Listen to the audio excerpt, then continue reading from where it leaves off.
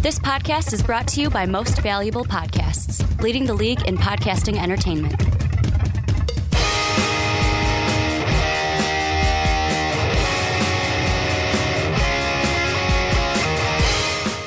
What's up, Real MVPs, Ricky Widmer here, along with the Mark Weber. Dub them ease. And welcome in to the Onside Kick, the pro football podcast here on Most Valuable Podcast, one-stop shop for NFL.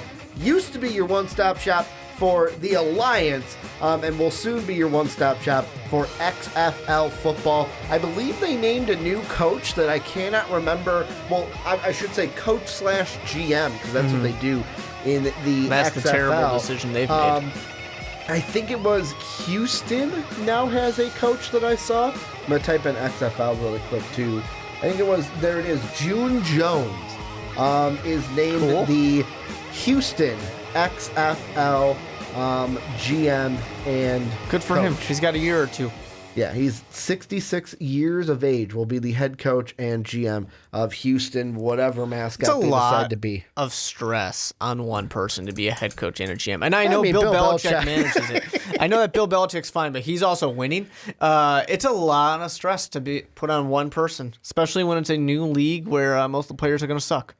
And let's see, June Jones was an ex-Hawaii and SMU coach. Good for him. Will now be in the XFL, but we're not talking Unfortunately, a demotion, but that's all right. We're not talking XFL today, though. We got all NFL on the mind. Before we get into it, make sure to check out patreon.com/Most Valuable Podcast. That is how you help support the channel, help us. Our big goal is to get out of this little box that we call a recording studio. We want a bigger studio to do more things for you, kind of give us the more space to do better things for you guys as well, and that is our big push on Patreon to help us get a new studio. So as low as $1, you can get the MVP podcast a month early. You can also get access to our Discord server that Jake and Retro have joined in on, and Hubertus, although Hubertus hasn't been talking lately. He's so just there. Hubertus, He's enjoying and watching. I'm throwing you out, just like on the PTP this week. I threw Pat under the bus because I said, Pat, you still haven't joined, but you got it for as low as $1. Get in on that Discord server, and as high as $10, you can join any MVP podcast you want once a month and talk about the topic you want to talk about with the podcast that you choose. So go check that link out down below. But Mark, we're going to be talking about the Cleveland Browns, and is OBJ going to be a circus for him? We're going to look at the Jets yet again, because apparently we asked the question of can they make the playoffs, and then they go, hold my beer, and they fire their GM. So we're going to talk about Peyton Manning possibly being their GM. And then immediately after, Adam Gase says, I'm in control. Look at the fun things I can do with this team. And we're like, this is why it's a bad idea. You texted me and you're like, can I change my opinion? Like, can I do that? You have the right. Can I say no? You have the right to change that now. I don't trust Adam Gase's ability to be a GM. So I'm going to say, you know what? No longer a playoff team. Okay. I'm sorry to the New York Jets. You guys are out. And then we're going to round out the show. This was a topic that I threw out last week for us. We didn't do it last week. We're going to do it this week. Can Jameis Winston and Bruce Arians be successful for the Bucs this year? I know the Bucs also signing Ndamukong Suh to a one-year deal today, so we'll kind of throw that in there as well. But before we start with the Browns topic, I have a little question to ask you, Mark, and I kind of prepped you with this. I know your answer, so it's not going to be as raw as if I didn't ask you before. But apparently, I saw this on High Noon today before we came into the podcast. And Sonoris Perry, who's a 27-year-old running back, used to be a Chicago Bear, has worn 32 throughout his entire high school, college, NFL career, except for 2016 when he joined the Miami Dolphins.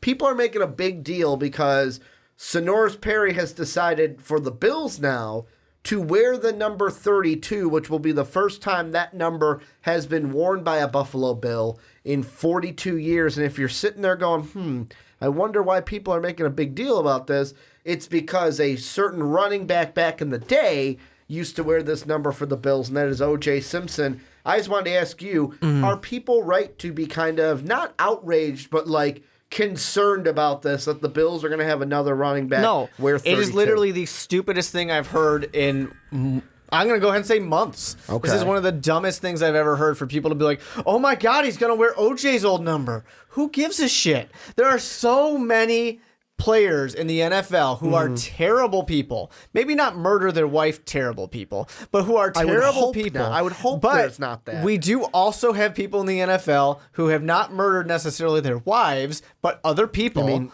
Greg Hardy was in the NFL. Greg Hardy didn't murder anybody, but he was not that far from Pretty it. close. He was literally not very far from it. If you told me, like, if you came in the next day and said, hey, Greg Hardy killed a significant other, I'd be like, well, we saw that coming. Exactly. There are so many bad people in the NFL, and we wear their numbers, and it's not a problem. For people to be like, well, you know what? This OJ guy who wore this number 40 years ago, terrible person who totally escaped any type of punishment for a terrible thing. No one can wear that jersey number anymore. If anything, you are honoring him, because why don't you wear jersey numbers? You don't wear them because that is a player who is so good, no one could ever be as good as them again. Therefore, no one is allowed to wear that number. So therefore, we are doing the exact same thing to O.J. Simpson and saying, we're going to not let anyone wear his uniform number? That's ridiculous. Yeah, my first thing is, first I wanted to open this up and ask you about it because I was intrigued. The first thought I had, and this goes against what kind of your thought process is, it would almost be like, and I know this is different because this player is a lot better than OJ, and old people are going to get mad at me because I was born after. My memory of OJ is the Bronco chase with our age, but it would be like a young Laker coming in going, hey, I want to wear the number 8. It's kind of like, don't wear that. If you're going to wear Kobe's number, wear 24. That's not like that at all. Don't wear number 8. Because one is a first ballot Hall of Famer. I don't know if that's how it works in basketball. I don't give a shit about basketball. Yeah. But one is a first ballot Hall of Famer. The other one is a murdered his wife. Well, I'm throwing that out there because Kobe Bryant, when he wore number 8, that's when he had the rape case against him, where then he switched to 24. And life was great. That. Yeah. You know, all of a sudden life is great. So that's why we had the number change for Kobe Bryant. That's the first thought I came of, is like, we haven't had a Laker take number 8 since Kobe Bryant. There's only 4 they're Lakers not to doing wear it that. because Kobe raped a girl, allegedly. I don't know why people aren't picking 8 for the Lakers. They don't pick it because it's Kobe's damn number. Good point. You don't go to the... Well, I mean, I don't know. You might go to the Wizards and wear 23. That number has no relation to the Wizards. That's our number. Right? That is our number, Mark. But, like, yeah, exactly. You're going to, like, it's just a stupid number. If anything, you're giving some weird superstition to it. And the other part about it, I have 2 things about this, and then I am done. Because it's shocking that we're even talking about it. The first thing is, there are players wearing there's a player on the Patriots wearing Aaron Hernandez's jersey. So this doesn't really matter that much. And then the other thing is, why do we care about it? Because it's the offseason. It's the only reason it's worth talking about. Nothing to talk about in football right now, but that's what we're going to do. We're going to find stories. We're going to be detectives and go through the stories. So now after that, I've got to set up this Browns discussion because it has a little bit of leeway. It's not just like, here's the question. There you go, Mark. So today on The Herd with Colin Cowherd, Colin kind of retorted back because, on a past show, he had said and made the comment with OBJ that his career is being described as the catch to then being a circus, where if you look at OJ's memorable moments, and he put up a nice little Family Feud graphic that his guys made up, and it says OBJ memorable moments. The first one's the catch. Then it's trade to the Browns, boat, fight with a net, proposing to the net, Paris hotel room, commercial with Eli, meltdown in tunnel, fight with Norman, peeing in the end zone. And his point is that OBJ's career is the catch, and then a ton of off the field issues that have just been some of those issues circus. on the field. Some of those issues on the field, just not between the white lines. Just not during plays. Yeah, I mean, the fight with Norman was between the white lines, but it's not the kind of attention that you want. It's not an actual football thing.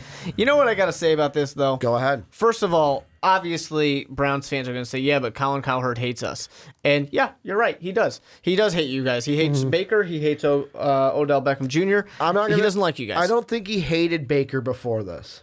He's talked trash about Baker since Baker came in the league. But the thing is, and this is where I will defend Colin, he actually had Baker on the show, and they had a conversation about it. Like, it wasn't a shouting match. Still talks trash about Baker every chance he gets. Is it talk trash, or is it speaking his mind? He's speaking his mind, but his mind is talking trash. Okay, good point. But and that's Point okay taken. Because this is what your ESPN type personalities they do. Skip loves Tebow. Stephen A hates Tebow. You just pick your players. Stephen A loves the bad man that's Aaron Rodgers. You better not say anything bad about him because he's not going to let you do that. They all pick their players. But anyways, the thing that reminds me of with Odell Beckham Jr. is Ocho Cinco. A little bit, yeah. That's what it reminds me of. Is nobody actually remembers Ocho Cinco actually as playing. Chad Johnson.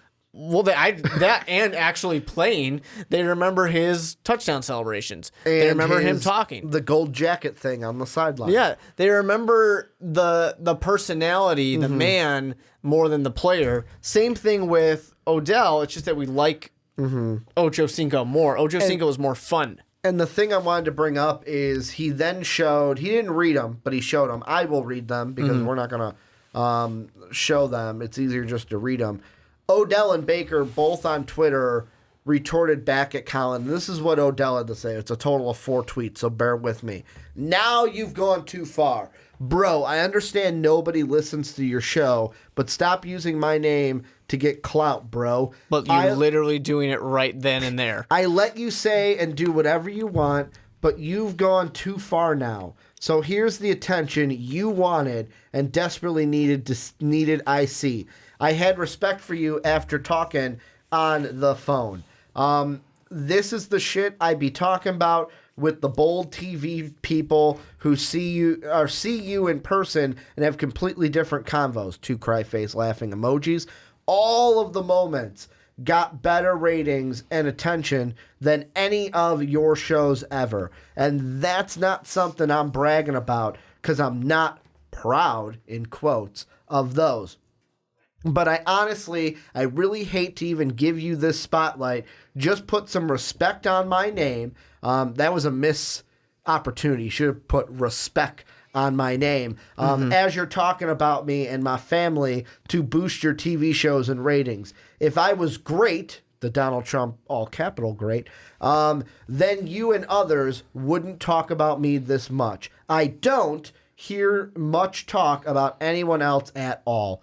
Next time I have media, I'm going to make sure I put an end to all of this. Just don't be putting shit out on social media you would not say to my face or in person. You really scary, to cry face emojis. And then Baker said, once again, you're a clown. Now I know you're just trying to get me fired up. Most memorable moments, in quotes. He's 26 and his greatest moments are ahead of him. You forget the kids and people he inspires. That goes much further than football. So I will ask you this question, the main question of our topic. Is Odell Beckham Jr. going to be too much of a circus for the Browns? So I like that you say too much because there's no denying he is a circus. He's going to be a circus. He's a circus, whether it's good or bad. I mean, it was good for a while in New York, and it was fine. Same thing with Ocho Cinco, since we talked about him, another guy who made a big name for himself with the off-the-field type of stuff. When you're winning games, it's okay. Exactly, and it was a fine circus, and then it became a little bit not fine. People weren't thrilled with it, and he ended up out of the league way sooner than he should have been. There's really no reason why Chad Ocho Cinco ended up out of the league as fast as he did. It works well when you're playing well. And Odell, I mean, even last year, a down year of only 12 games, had over 1,000 yards. He's going to play fine. The problem that I think is out there is we have all crowned the Browns, and people are starting to come back off of them a little bit. But even Adam Schefter, I don't know if this was today or yesterday, but said that the Browns literally can't be on primetime games enough this season. And it's like, you can't say that because you say that and what's going to happen? Now they're going to be terrible. Like, there's just so much hype here that it either goes one of two ways.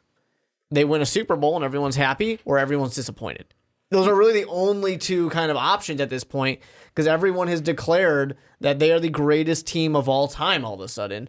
They haven't actually done that. They're just kind of acting like it and building all this hype. They got to be really careful. There's a lot of things to be concerned about. Not tons. It's not like I'm saying they're bad. The Cleveland Browns easily should be a playoff team. But there's still a lot of things that this team should be concerned about, to where we got to kind of pump the brakes on the hype a little bit. Now, the question I was going to say is, and this is where I think of it, do you think HBO's kind of sitting there going, shit, we should have had the Browns on Hard Knocks this year? Like, we picked the wrong year to have the Browns on Hard Knocks. I mean, it was a good year last year, though. It was fun to watch last year. Could you imagine Hard Knocks with this Browns team now? Oh, like, it would be great, the type of circuit, like, and I'm going to use the word circus because that's what it is. Here's the thing I don't like, and like, is OBJ going to be the same type of person he was with the Giants? There's a part of me that says the baseline of, yes, he's not going to change who he is as a person. What it comes down to is, how much of OBJ can the Browns handle? And it goes back to the comment I threw out while you were talking. Depends on how much the Browns are winning. Yeah. If the Browns are winning, they go to the playoffs, they break that drought, they maybe win a playoff game, that would be huge. No one's going to care about OBJ and what he's doing off the field or anything. But if the Browns continue to be the Browns, then people are going to go, why is he here? Like, what is he doing to help us? Because that's how it was in New York early on with the catch. When the Giants were winning and competing in that division, everything was gravy. But once the team started to implode and the Ben McAdoo days happened and they started to fall off and it was more the Cowboys and the Eagles and then this year the Redskins. Injuries. And injuries for him helped into that. That's going to play a big indicator. Also, I look at these tweets even back at Colin Cowherd, and I know it's easier said than done. Not everyone's the same. But like, there's a part of me, and I speak as though of what I would do. And I'm the type of person where if I was an athlete and Colin Cowherd said something about me, I would look at it, hear it, shrug it off. Basically go, whatever. Don't even give the haters the time of day. Because, like you said, when he was like, well, I know your ratings need this, then why are you doing that? And when he obviously goes, well, I really hate to give you the spotlight, then why are you effing doing it? Yeah. If you hate it, don't do it, because this is the thing that makes you look bad. Well, it's not even that. It's the fact that this is exactly why he's doing it. You're proving his point. Well, no, that's not what I'm trying to say. He's doing it because he knows that you're going to respond and give him more ratings. Yeah. We're talking about Colin Cowherd today, not because of anything he did, but because of Odell responding. And this was something he just said at the end of one of his shows. Like, this wasn't even a big, like, thing. This was just a best for last, like, last 5 minutes. Yeah. Here you go. The last segment, send you off happy. And this is the response. So the least amount of work for Colin Cowherd, and you're giving them these ratings. Exactly. And a side note that I want to mention real quick, I'm pretty sure that with HBO, they couldn't have the Browns as their team this year anyways for Hard Knocks, because of the fact that the Browns have a new head coach. You're not allowed to have, you're automatically opted out of Hard Knocks if you have a new head coach. Oh, I just was going off. I know what you're saying. I'm just saying that they can't do it. I think HBO really would love to have the Chiefs do it this year because of Patrick Mahomes. But the running odds, by the way, from Vegas, Redskins are number 1 at 5-4, Raiders are number 2 at 5-2, then Giants 3-1, the Lions 7-2. And then the Niners at 9-1. Well, it can't be the Raiders because they're going to wait until they actually move to Vegas, just like the Rams. True. Like, there's odds. Well, I mean, they get it. But the other thing about this really to me is just, Odell. I don't want Odell to turn himself into that player that bounces around from team to team because nobody can stand actually having him there. And those really, really good teams, eventually they might be like, we just don't want it. You're not going to imagine him on a Patriots. because they're going to say we don't really want to deal with that. Yeah. So I would hate to see Odell turn himself into this guy who gets bounced around. So I hope that he can just kind of let the play talk. The other thing that this kind of reminds me of, and I wish I remembered exactly what it was. I'm pretty sure it was Jim Rome, who had somebody on his show who got really mad at him because kept calling him the wrong name. Yeah. Yep. And then he tried to fight him on the show. That's what this reminds me of like. I love that. I love that clip where he's like, because the guy goes, "Call me it one more time." And he goes, "All right," and then he says it, and the guy just right over the coffee table. Yeah, exactly. That's what this whole thing reminds me of. Like, that's what I'm expecting to see on Colin's show next. We're not going to. Yeah. But, that's what it reminds me of. But for me, I mean, that type of a thing, I mean, you have a big guy in the national media who trashes Baker, who trashes Odell right now. And you're right. It's just don't respond. There's only one response that I think is acceptable, and that's if you respond, "Okay." Yeah. That's the only thing I think is now acceptable. Baker's response I'm mixed on because the beginning of it I hate, where it's like the tone that Baker used at the beginning is like, "Dude, like I get it. I get what you're saying, but like don't use that tone because it doesn't help your argument." But I do like the ending where Baker's kind of like, "Hey, he's got the best moments ahead of him, man. Like, I'm prepping up my boy. Like, this is my teammate. The best moments are ahead of him." I didn't like the whole clown part because it's like, by calling someone a clown, by calling someone an idiot, by doing anything like that, it's not really helping your argument. It doesn't really help an argument to trash somebody because then it turns them off. It's like, oh, you've got nothing to say, so you're just going to verbally attack the person. Exactly. You're automatically going to turn some people off to that. And I totally get he's the quarterback. He's going to stand up for his guy, I guess. But I don't know. It's hard. It's one thing if, like, Aaron Rodgers said that. You know, a guy who's proven himself. Where Baker's second year in the Baker, league. it's like, Baker, you got to still worry about yourself. He's still got to earn our respect. Yeah, he had a really good rookie season last year. I am not taking that away from Baker. But, as I always say about rookies, prove it to me again. You got to show it. I say the same thing about Patrick Mahomes. He's got to show it to me again for me to truly believe it. Basically, I was listening to, it was either Chris Sims Unbuttoned, his podcast, or Pro Football Talk, where Chris Sims basically was like, it's what his dad used to always tell him. It's like, yeah, that first year is great, but the second year is the most important because it's where the guys go, all right, things that you were able to get rid of, like things you're able to get through last year, you're not going to be able to pull that this year. Like, we expect more out of you that second year. Where the training wheels are kind of off because you're no longer a rookie. Yeah, all of a sudden other teams know what your tricks are. They've had more time to study you. They've seen you. You know, it catches up. And it's also just that first year, man, you're probably feeling great about yourself. You know, you get that little momentum going. You got to come back and you got to do it again. It's tough to repeat success. And I mean, the last thing I will say is kind of to answer the question, if I had to lean yes or no, I'm going to say yes. Because here's what I'm thinking. It comes down to how much success the Browns are going to have. And let's say they don't make the playoffs this year. Let's say they don't have a successful season this year. People are going to start looking and saying, hey, what's going on? Like, this is not helping us. We should move on. And that's how, if I had to look into my crystal ball, the Browns might have a little success this year, but then overall, year 2, 3, is that going to continue? Yeah. I do not know. They also have and this isn't an on-the-field issue, it's more of a kind of public eye looking in. They also have Kareem Hunt on their team now, which, yet again, like I'm saying, he's not someone that's caused a problem on the field, but basically what he did and why he got cut from the Chiefs, people are going to look at that and have an opinion about that.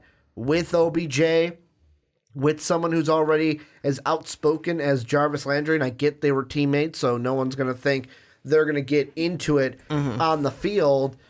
I just look at it and go, who's going to be the glue of this team, and is this team going to win enough for people to be okay with what OBJ brings to the table? And one thing, I'm pretty sure Kitchens that said it, and I was thrilled that someone said it, is we got to stop pretending like a losing record was a good thing. Yeah. They were 7-8-1. They were not a good team last year, really. And also, apparently, Kareem Hunt's following the Ray Lewis method. He got baptized on Sunday, so he's going to start just talking about He's going to start thanking God for everything. Thank God. And thank God for this radio God wanted show. you to win this game. Got to thank God for this podcast. Wouldn't be here without him. Apparently, John Dorsey and Freddie Kitchens went to his baptism. I will say, for people who think I'm making fun of that, there's a part of me that kind of believes that, but I'm just not as outspoken about it as Ray Lewis. My thing I will say, and I probably don't need to say it on the podcast, but whether you believe in God or not, I think we all can agree that God's got more things to worry about than who wins a football game. Yeah, he's got a lot more things to worry about than who wins a football game. How about humanity? Can we bring a little peace? But this is where you guys come in. Let us know what you guys are thinking down below in that comment section. What do you think with the Browns, OBJ, this whole thing with him and Colin Cowherd, and then Baker getting into it? Is he going to be too much of a circus for the Browns? Let us know what you guys are thinking down below.